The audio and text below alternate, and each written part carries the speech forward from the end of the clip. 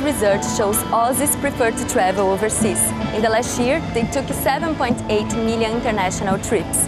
Thailand grew by more than 23%. Philippines and Vietnam had similar growths according to the overseas arrivals and departures from Australia's Bureau of Statistics. So, what do you prefer, domestic or international trips? I'd love to travel overseas. Interstate's alright, but it's short flights. I'd like to go on a long flight, that'd be pretty cool. Yeah, it's a lot cheaper overseas. Overseas travel is just a wee bit different, more exciting.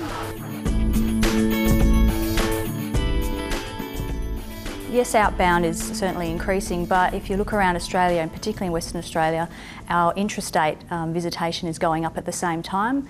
So locally, West Australians are holidaying home more than ever. We had a 16.3% rise in local West Australians visiting local regions of WA, and that's a really positive sign for us. So I think there's an even balance to strike between overseas holidays and holidaying at home. I think booking tours in Perth can be a little bit difficult. It seems that it's such a popular place to be right now that things book up quickly.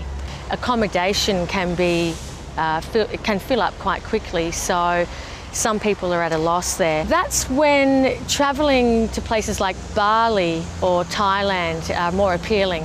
They're more affordable, and a lot of Australians do travel to places like this, I think, for that reason. When you look at where the dollar is, and that's probably what's driven up the cost of certain accommodation and tours compared to obviously Bali and the likes of Southeast Asia.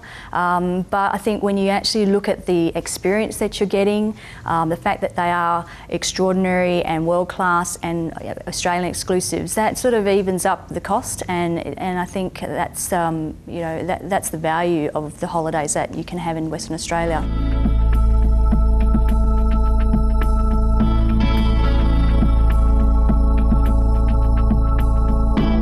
I think Australians should be travelling more domestically,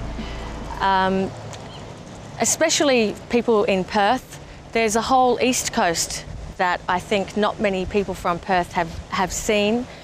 So definitely, I think people from Perth should get on a plane and travel over the east coast and see some of the wonderful things over there. For us, tourism really, generates a lot of income for many small businesses, and if you look at the tourism industry at large, it's represented mainly by small and medium enterprises.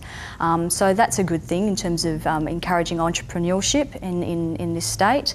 I think also, it does generate development of towns in the regions, and also developing capacity and infrastructure in those towns as well. I recommend that the international students I book for go to places like the Pinnacles, Margaret River, Rottnest Island, Cottesloe for beach volleyball.